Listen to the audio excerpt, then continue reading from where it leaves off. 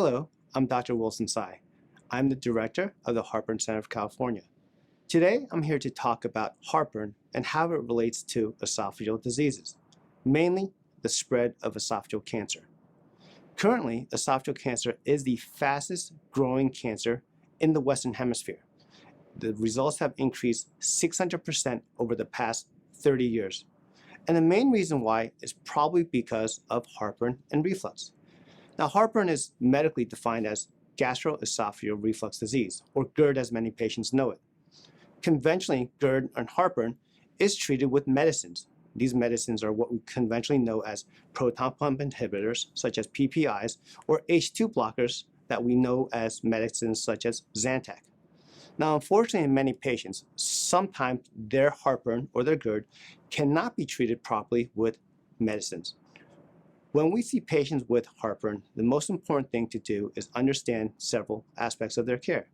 The first aspect of the care is, are they truly having heartburn or reflux, or are there other diseases related to their symptoms which may cause these symptoms to be presenting as heartburn?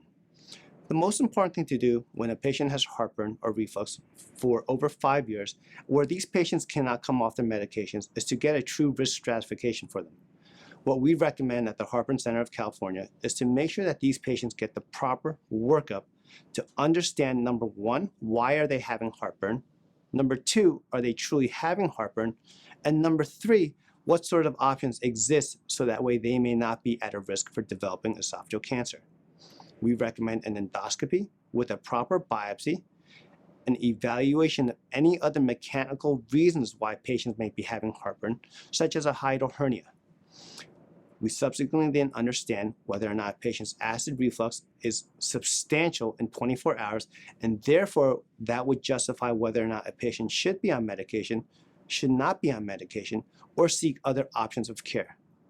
In many patients with heartburn and reflux in this country, the most common reason why they have heartburn is actually because of a mechanical issue and not a chemical issue. Many patients have what we know as a hiatal hernia. By definition, what that means is part of the stomach herniates above the diaphragm, and which causes a dysfunctional value in their valves between their stomach and their esophagus.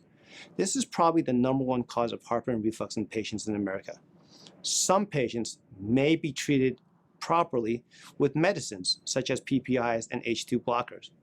However, some patients, because of certain risks in their profile, may be treated properly with surgery. In patients with GERD or heartburn, we recommend the proper evaluation and the proper workup to determine causes, symptoms, and potential treatments and options for their heartburn. Thank you very much.